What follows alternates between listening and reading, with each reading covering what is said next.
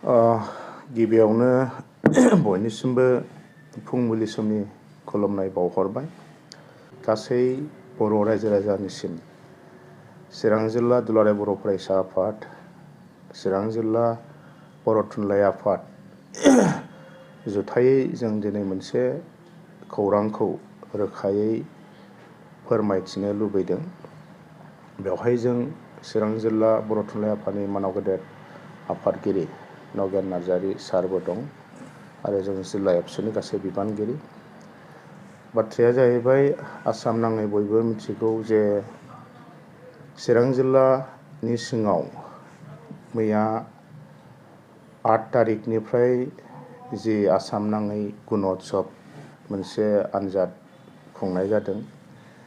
बे आनजादाव जोङो खोनानो मोनदों आरो नुनो मोनबाय जे क्लास 6 जि बर' बिजोंनि फरायसाफोरनि थाखाय जेनेरेल साइन्स आरो मेथ्स बे मोननै साबजेक्टआव दुखुनांथावै इंराजि बिजोंनि प्रश्नखौ फैनायखौ जों नुनो मोनदों आरो बियो जोंनि थाखाय जोबोद दुखुनांथाव आरो साननो गोनां बाथ्रा।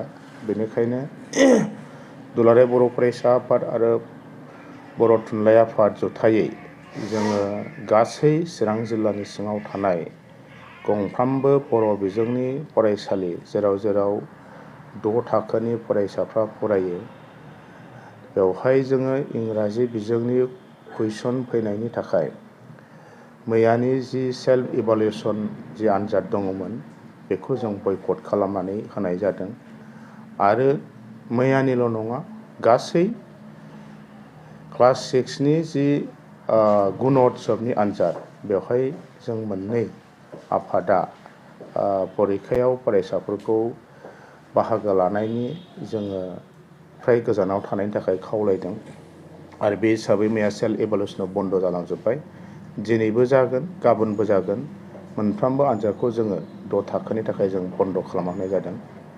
दा बेयाव जोंनि नोजोर आरो थांखिया स्पष्ट। मानोना जोंनि फरायसाफ्रा बर' बिजोंजों फरायदों आरो गोदान सोलोंथाइ बोसोरा थांनाय बे बोसोरनि एप्रिल दाननिफ्राय जागायबाय। जागायजेननायावबो गोबां बिजाबनि बिजोंखौ लानानै जेंना जादोंमोन। गोबां सावरायलायनाय, गोबां आन्दलन सोमावसारनायनि गेजेरजों सरकारा जोंनि जि साहित्य सभा आरो एबसुनि जि डिमान्ड बेखौ मानिदों आरो मानिनानै बे रोखोमैनो दिनैसिम फरायसालिफ्राव बे थाखो 6नि जि फोरोंथाइ, जि सोलोंथाइ बियो बर' बिजोंनो खालामनाय जादों आरो गोबां हाबियालि गुबुन गुबुन एग्जामफ्रा जानानै थांजोब्बाय बर' बिजोंजोंनो।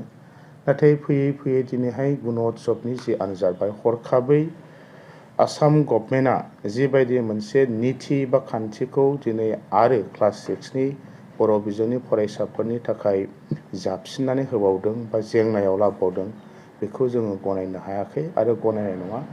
बेनिखायनो जोङो दिनै बे जोंनि जि बयकट खालामनाय जि सोमावसारनाय बेखौ जों लानाय जादों आरो बे सोमावसारनाया खुनु जोंनि फरायसाफोरनि जेंनाखौ जों लाबोनायनि थाखाय नङा, खुनु गार्जेनफोरखौ जों माबा मोनसे बिनि गेजेरजों हेंथा होनायनि नङा, सोरबा फोरोंगिरि, सोरबा फरायसालि बा सोरबा डिपार्टमेन्ट बेनि हेंथायै नङा। बे जाबाय जोंनि अधिकार, जोंनि राइट्सखौ जोङो मोननांगौनि थाखाय जोंनि सिनायथि, जोंनि राव बिजोंखौ फोथांनायनि बाथ्राखौ लानानैसो जोङो मोननै साहित्य सभा आरो एबसुआ बेनि सायाव गोख्रोङै जों खामानि मावनाय जादों। बेनिखायनो जों दिनै चिरां जिल्ला एबसु आरो चिरां जिल्ला साहित्य सभानिफ्राय गासै जोंनि सिबिजाथाव फोरोंगिरि समाज, जोंनि गार्जेन, जोंनि फरायसा, जोंनि रायजो राजाफोरनिसिम जों गुरैयै आपिल खालामदों जे बर' हारिनि जोंनि जि बर' बिजोंखौ फोथांनायनि सार्थनि थाखाय जि दुलाराय बर' फरायसा आफाद आरो बर' थुनलाइ आफादा दिनै गुण'त्सबनि सायाव जि मोनसे बेबस्था बा जि मोनसे थांखिखौ लानांदों, बे थांखिखौ बयबो मदद होगोन, बेखिनिखौ जोङो गोरबोजों खावलायदों आरो मैयानि सेल्फ इभालुएसनाव मोनफा मोननै साफा सानै जोंनि फोरोंगिरिफ्रा गाव गावनि स्कुलाव फरायसाफोरखौ एबसुनि आरो साहित्य सभानि बिबानगिरिफ्रा थांनानै बन्द होनाय बा खावलायहैनायाव गोबाङानो जोंजों अजद दैखांदों आरो गोबाङानो जोंखौ सापर्ट खालामदों।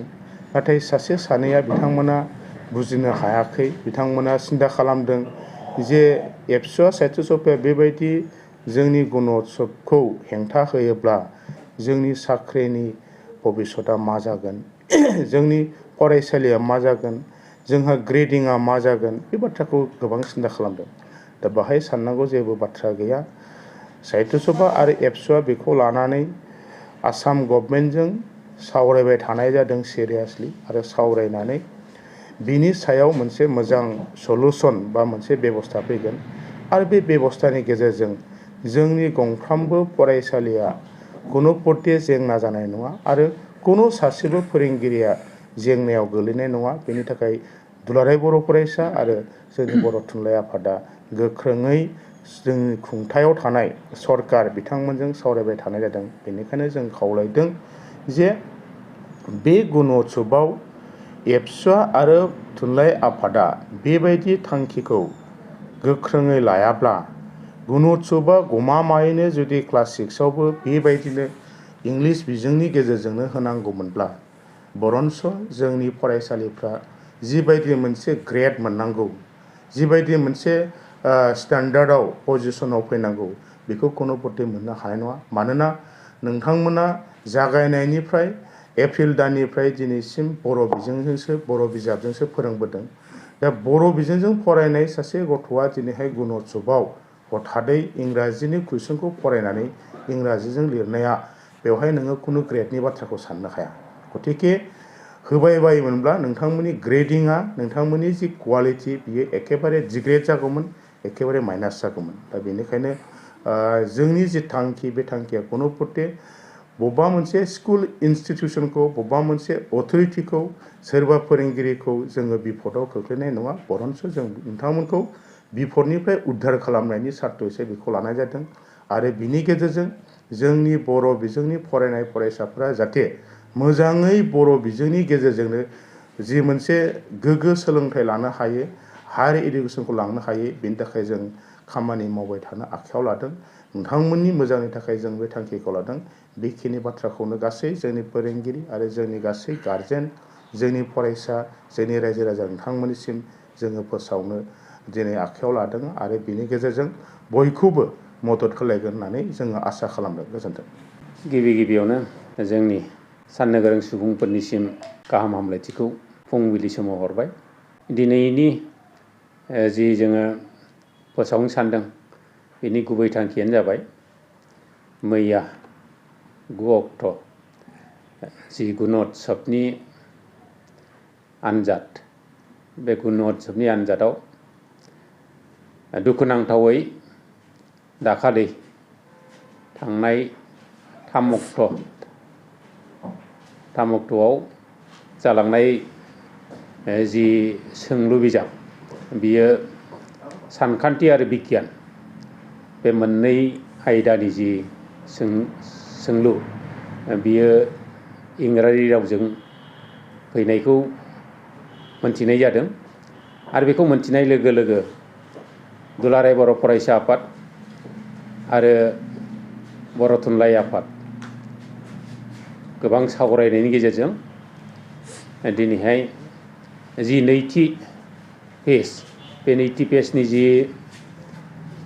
सुमोनथाइ जागोन, गुण'त्सबनि सुमोनथाइ लागोन, बेखौ बन्द खालामनायनि थाखाय आरो दोनथ'नायनि थाखाय जि सावरायनायाव थिरांथा खालामदों, बेबायदियैनो मोनफ्रोमबो जिल्लाजों लोगोसे दिनै चिरां जिल्ला बर' थुनलाइ आफाद आरो चिरां जिल्ला दुलाराय बर' फरायसा आफाद बिथोनफोरखौ मानिनानैनो मैया जोङो मोनफ्रोमबो थाखो 6 गोनां जि फरायसालि, बे फरायसालिफोराव थांनानै बेखौ दोनथ'नो थाखाय खावलायहैनाय जादों। दोनथ'नायनि जि थांखि आरो थाखाय, बेयो जादों दिनैहाय जों मोनथिगौ जे गुण'त्सबआव मोनसे ग्रेड होनाय जायो, फरायसालिखौ ग्रेड होनाय जायो। आरो बे ग्रेडफोरा दिनैहाय जुदि जोङो जोंनि गथ'फोरा इंराजिनि सोंथिखौ इंराजिजों फिननांगौब्ला बियो गुण'त्सबनि जि ग्रेड मोननांगौ बियो साननाय बादि जानाय नङा। आरो फारसेथिं जोंनि बर' थुनलाइ आफाद आरो दुलाराय बर' फरायसा आफाद बिनि थांखिया जादों जोंनि बिजोङा अराय सम थांनानै थानांगौ आरो जोंनि बिजोंजोंनो जोङो सोलोंनानै जोङो साफा साफा गियानि गुनि गियानि जानांगौ।